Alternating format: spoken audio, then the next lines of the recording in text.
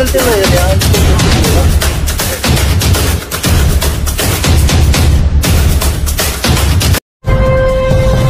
2006 batch के IPS अधिकारी शिवदीप लांडे पूर्णिया प्रक्षेत्र के आईजी बनने के बाद आज अपना पदभार ग्रहण किया है। शिवदीप लांडे पूर्णिया, अररिया और किशनगंज के पूर्व में एसपी रह चुके हैं। जब वे इस क्षेत्र के एसपी थे तब कई गलत काम करने वाले इस क्षेत्र को अलविदा कर चुके थे। उनके पदस्थापना से एक बार फिर सीमांचल वासियों में आस जगी है। जिस तरह पूर्णिया में कई बड़े बड़े अपराध हुए हैं जिसका उद्भेदन अब तक नहीं हुआ है, उसके राज खुलने की आस जगी है। साथ ही लोग इसमें एक मुक्त सीमांचल की भी मांग करने में लगे हैं। वहीं पूर्णिया आते ही वे एक्शन मोड में दिखे और सभी जिलों के एसपी के साथ बैठक की है। पूर्णिया से सिटी हलचल न्यूज के लिए सरोज कुमार की रिपोर्ट। जो शासन द्वारा जो निर्णय लिया गया है और मुझे यहाँ पे नियुक्ति की गई है पुलिस महानिरीक्षक के तौर पे, तो उसी का चार्ज लेने आया था। और मुझे काफ़ी खुशी इसलिए भी है कि मैं विकास जी से चार्ज ले रहा हूँ। विकास जी मेरे साथ में एएसपी थे वहाँ पे फारबिसगंज में, जब मैं अररिया का एसपी था, और काफ़ी पुरानी यादें यहाँ पे ताज़ा हो गई। काफ़ी अच्छा अधिकारी थे और मुझे तो कोई डाउट नहीं कि इन्होंने प्रशासन और सब कुछ अच्छे से संभाला होगा। बस उसी को आगे कैरी ऑन करना है मुझे। और उपेन भी मेरे साथ जो एसपी पूर्णिया है, ये काम सहरसा में एसपी के तौर पे काम किया है, तो मुझे लगता है कि कोई दिक्कत होने वाली नहीं है। कोई कुछ नया करने की चीज़ है नहीं है। जो अभी लीगेसी चल रही है उसी को आगे बढ़ाने की ज़रूरत है। और सबसे इम्पोर्टेंट है कि अब मुझे देखना पड़ेगा। आप बोल रहे कि आप दोबारा यहाँ आए हुए, तो उस वक्त जब आया था 1 डिकेड हो गया, 1 दशक हो गया। 1 दशक के बाद मैं यहाँ आया हूँ, तो हर जिला का क्राइम का पैटर्न देखना पड़ेगा। क्राइम पैटर्न के साथ साथ नए जो ट्रेंड्स है क्राइम्स के, वो देखने पड़ेंगे। कुछ नए क्रिमिनल्स के गैंग्स कुछ यहाँ पे आए के, वो देखने पड़ेंगे। तो अब डिस्ट्रिक्ट वाइज में जाऊँगा और वहाँ पे मीटिंग के बाद सारी चीज़ें क्लियर हो जाएगी। कटिहार के एसपी जितेंद्र भी आया है साथ में, उससे भी डिस्कस हो रहा था स्पेशली दियारा के इशू के बारे में, और जो वहाँ पे लास्ट ईयर कुछ घटनाएं हो गई उसमें। तो समय के साथ सारी चीज़ें होगी। आपके कुछ सवाल है तो पूछ सकते हैं। आगे कार्यशैली सब कुछ अलग रही, आगे क्या प्रायोरिटी?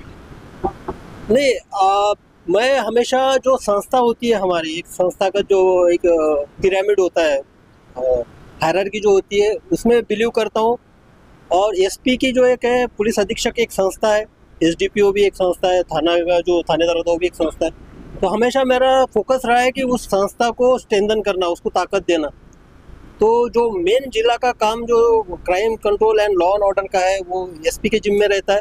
तो मेरी यहाँ पे ये भूमिका रहेगी कि मैं एसपी के साथ खड़ा दिखूँ, उनको गाइडेंस दूँ, और एक अभिभावक की तरह उसको जो दिशा निर्देश है उसके अकॉर्डिंग उसको समय समय पे अवगत कराऊँ। हाँ, और कुछ ऐसा इशू होता है कि जो इंटर स्टेट या इंटर डिस्ट्रिक्ट से रिलेटेड है, तो उसमें कोऑर्डिनेशन के तौर पे काम करूँ। ये इंटरनेशनल बॉर्डर भी नहीं, मैं अररिया में एसपी के तौर पे था, तो मुझे काफ़ी अच्छा एक्सपीरियंस है। और सहरसा में भी मैं डीआईजी के तौर पे काम किया था, तब भी सुपौल बॉर्डर का था। तो मेरे लिए नेपाल, अभी भी मैं जहाँ से आया हूँ मुजफ्फरपुर से, वहाँ पे सीतामढ़ी का बॉर्डर था 95 किलोमीटर का। तो मेरे लिए नई बात नहीं है, लेकिन अभी देखना पड़ेगा कि बहुत सारे जो टाइम एंड जो समय के साथ बहुत सारे बदलाव हुए हैं, तो उसको भी देखते हैं यहाँ पे। सर, आखिरी सवाल है कि आप जहाँ भी रहे, अपराध और अपराधी दोनों आपका नाम सुनते ही खतर कांपते थे, वो एक्शन मोड दिखाई देगा? नहीं, एक्शन मोड वगैरह नहीं होता है। हर कोई अपना फर्ज निभाता है। फर्ज निभाने का आप लोगों का वो तरीका है कि आप उसको कैसे लेते हैं। तो बस ये आप लोगों की छवि गढ़ने का एक तरीका होता है। बाकी तो हर कोई पुलिस वाला वो अपना ड्यूटी निभाता है, अपना कर्तव्य करता है, उसमें कोई नहीं। छोटे छोटे बच्चे इस बैग के शिकार। हाँ, ये काफ़ी अच्छा सवाल आपने पूछा है। मैं मुंबई में डेपुटेशन पे गया था, तो एंटी नार्कोटिक सेल का इंचार्ज था वहाँ पे। बाद में एटीएस में भी मैंने काम किया वहाँ पे। तो ड्रग का वहाँ पे सीनियर कुछ डिफरेंट था।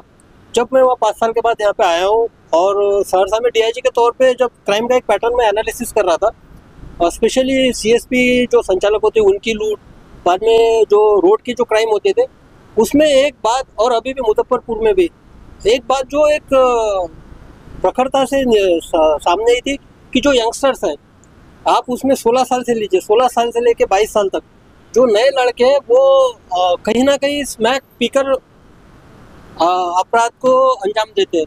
तो ये काफ़ी एक सेंसिटिव इशू है।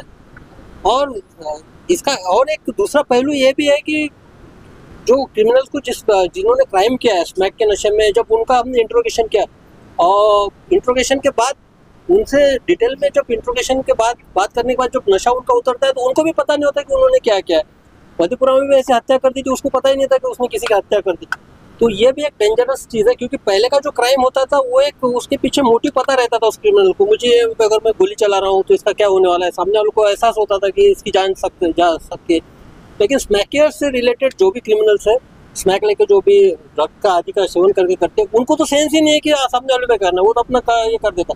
इसलिए ये और डेंजरस है हमारे लिए, और हमारे लिए इसके सतर्कता के पूर्वक इस पर काम करना चाहिए।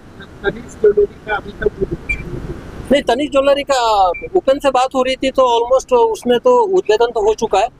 बात और अरेस्टिंग की है तो वो अभी समय के साथ हो जाएगी, आपको रिजल्ट दिख जाएगा, कोई दिक्कत नहीं है। और अब जो अभी प्रिंस भाग गया वहाँ से पीएमसीएच में उसमें भी आपको समय के साथ रिजल्ट पता चल जाएगा कि प्रिंस के साथ क्या हुआ है। ठीक है सर, थैंक यू भाई।